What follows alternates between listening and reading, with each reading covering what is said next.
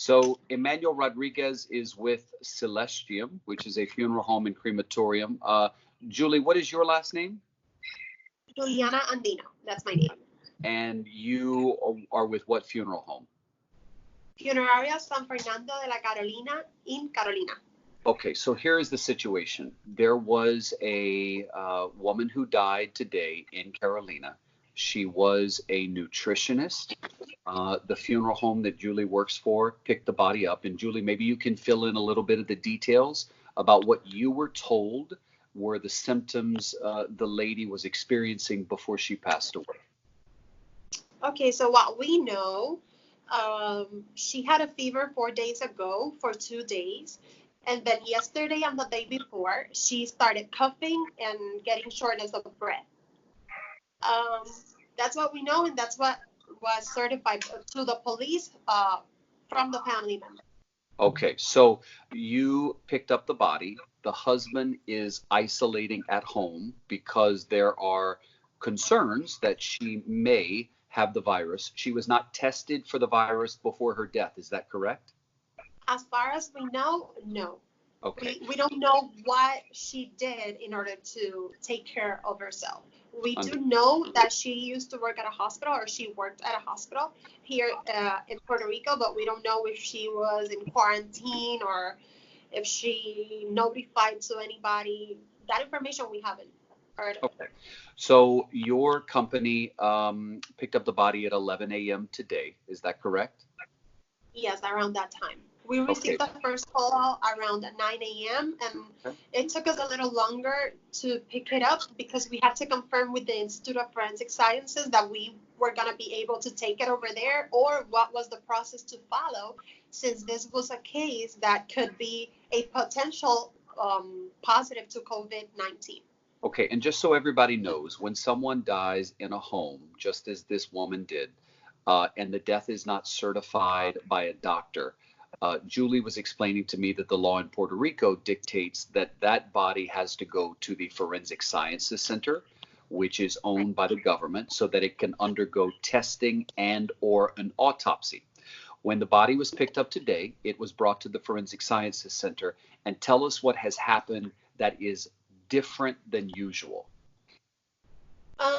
So we understand that we are on an emergency. It's national, international. So we know that things tend to change. It happens to us with Maria and everything. The thing is that, I'm sorry, that was a call. We are trying to work our best way to take care of everybody in the funeral homes, in the crematories, the family members, everybody that's dealing with the case at the time. What was supposed to happen in a normal case, a medical legal case, that's how we call it over here, we just take it to the forensic sciences, they receive it, and then we go, once they are done with all the testing and documentation, we pick them up. So today usually that process can be 2 to 3 days before you're called to come back and collect the body. Exactly. That's the normal thing to happen. All right. Today, what were you told? What was your boss told? Who, by the way, everyone, so you know, I'm real big about firsthand accounts. I was on a phone call. I heard what her boss said. It was translated to me. So what Julie is about to tell you is firsthand information. So what was your boss told when he arrived there? So when he arrived there, well, before he arrived, he had to call to make sure that they were going to be able to deal with the situation. And then when he got there, they told him to stay with the body in the vehicle, the van that we used to transport the bodies, because they were going to do the testing in the vehicle. That didn't happen gladly. A little bit after, they took the body in the bed. I don't know how to say that in English. I'm sorry. They did the testing and they put it back in the van. Right now, that was a while ago. That happened at 12:44 p.m. That's when they received the body. But we are still waiting for documentation and other permissions in order for us as a funeral home to proceed. The problem that we are having right now is that our crematorium, which is Emmanuel, owned by Emmanuel, they are not going to receive the body because they don't know what's gonna happen with the body. So let me If and the let me bring in Emmanuel. So you would normally transport the body to Celestium where Emmanuel is. So Emmanuel, why don't you come in at this point and tell me, when I initially spoke to you earlier, you said, David, I'm not going to take a body and house it at my facility that may contain the virus, right? Because usually the way the process works is that you will receive a body and you will hold the body for at least 48 hours until, because it's the law, as you were explaining to me, Yes, correct? You have to wait 48 yes, hours for cremation. yes, All right, so yes. Yes, we are supposed to. Well, the procedure here always is to have the body. The funeral home brings the body here, and the body stay in the coolers that we have here. So we wait for the funeral home to have the permission to do the cremation, and then after we pass the 48 hours by law to do a cremation, we may complete the cremation and the process. So in this situation, because we know there's an emergency and we know that this this case is the possible first case of a dead person by COVID. We don't want to take any risk, so we are asking the Department of Health and Forensic to give us a special permission to do the cremation right away. That's why we are asking the San Fernando Funeral Home to, when they bring the body to the crematory, to bring also the permission to complete the cremation today, right away. okay, this is a unique situation, as they said, because it's in an emergency. Emmanuel, I Yes, want for people at home, and I want to. You guys are always very respectful, but it's a business for you, and so I when we talk about things like this, my tone is sort of a somber one because it's somebody's mother, it's somebody's sister, it's yes. we're talking about an individual here. So tell everybody why you reached out to me, and you wanted me to be aware of what was going on. The problem is that I talked with Julie about the situation. Um, they went to forensic to leave the body over there because that's supposed to be the rule that you go to forensic, leave the body in forensic, and they will call you when the body is ready to be picked up. And they just changed the rules. They didn't give us information of what we need to do in this situation. They are just doing, they just have a plan and they don't share the plan with the funeral homes to know what we're going to do if we receive another case of COVID. So I think it's important to the funeral home and the transporter who needs to be working with that type of bodies to know if they are treating with a body with the virus, because they have families that they need to go home. There's those employees, they need to be prepared to to be clear of what's happening. So they also, like, those family members that they have been sharing the house with those patients that had the virus and die, they need to be in quarantine also. So And just to be clear, we do not know for sure that the individual mentioned here had the virus. But Julie, correct me if I'm wrong. Or actually, no, Emmanuel, you were the one who said this. You were told by the operations manager at the Forensic Sciences Center that a COVID-19 test was performed on the body, correct? they told me that they were doing the blood samples, and they also made the COVID test. All right. So that's what they told me. All right, and just so everyone knows, I've also reached out to the Department of Health. I've told them everything that's going on. I've not heard back yet in terms of what they're going to do. There clearly needs to be some type of protocol that is disseminated to everybody involved so they know what is going to be done. And if extra precautions are going to be taken, the unique situation that Julie's owner is in, her boss, is that he's in the van with a that doesn't have a proper cooling system. And when you're dealing with a body, there has to be it. You can't have it not refrigerated for a long period of time. And they've Uh, been. This is being recorded at 3:45, and the body still hasn't been in a cooler. and the thing here is that if forensic doesn't want to accept the body, why the funeral homes need to accept to have the body in their facilities? So we are in risk also, not only the employees of the forensic department, but also the funeral homes and their employees. So that's why we need to have a plan, like a plan that is shared with everybody, to everybody know what to do in these cases. I hear you. Thank you both. I appreciate it, and I will share this video. And it's not to criticize anybody. It's just to say a plan needs to be developed. Exactly. Can I add something, David? Yes, ma'am.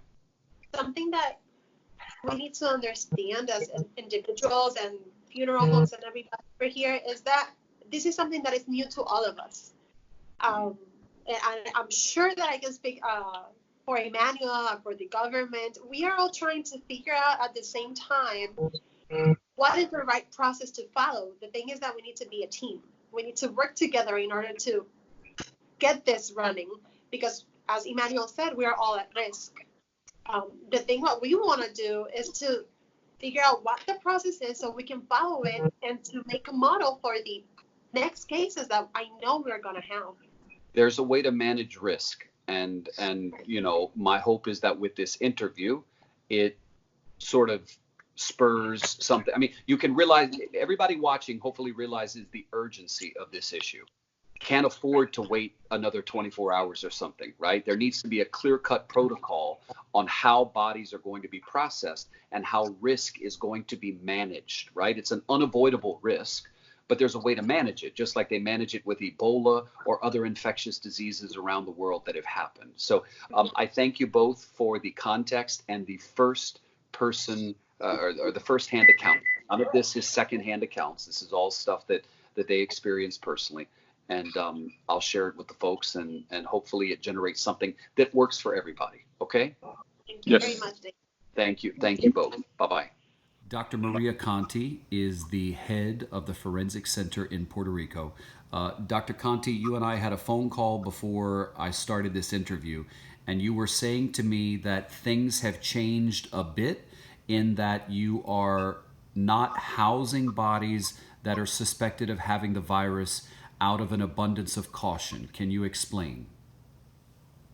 Yes, we're trying to expedite the process to avoid unnecessary exposure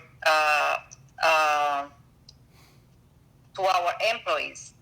Still doing the test to the decedent. I did by myself the test on a decedent this morning that had symptoms compatible with the disease. We're still waiting for the results.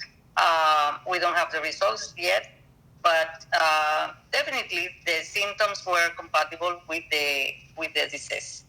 Okay, and I know you performed the test yourself. Usually, Dr. Conti, as I understand it, if a body were brought to the forensic center, it might take a day or 2 or 3 to perform the necessary tests. But now, what are you essentially telling funeral homes now, given the situation with COVID-19? Well, I am not anticipating that we are going to have many cases like the one we had today, because most of the cases are going to be certified by the physician in charge of the patient. And also most of the cases probably are going, if they're going, I hope not, but if a person dies of the disease, probably is going to be hospitalized. So probably the case, there is no need to refer the case. There is not a legal or a medical reason to refer the case to the forensic sciences, the Bureau of Forensic Sciences.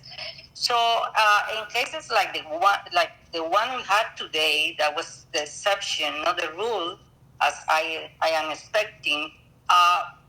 Just to communicate, the funeral home is I invite the funeral home to communicate with the bureau, and we together we are going to take the best way to handle the case. Uh, Remember that we, as pathologists, we all the time use the protective equipment, and also the funeral agents, they should be wearing the protective equipment. If we take those precautions, then we probably we are not going to be exposure to the virus. However, it is my also responsibility to avoid unnecessary exposure.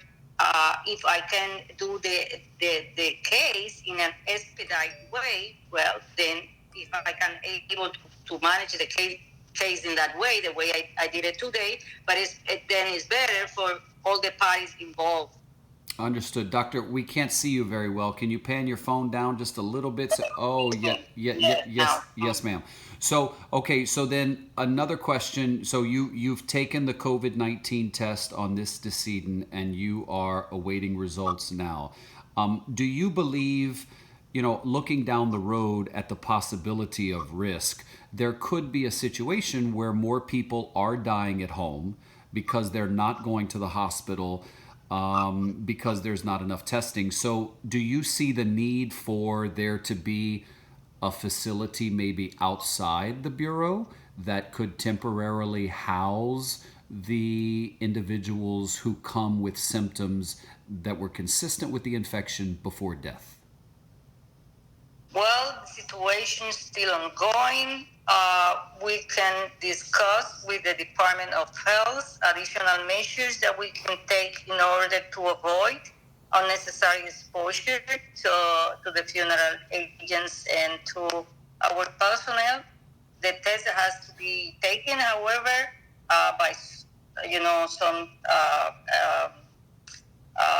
health a professional. Sure. So our facility is prepared with the negative pressure, all the construction requirements necessary to avoid exposure. So, but definitely we can still learning about this the situation. That's my honest impression about this, and we can further discuss for taking tests in persons that died without a physician who certifies the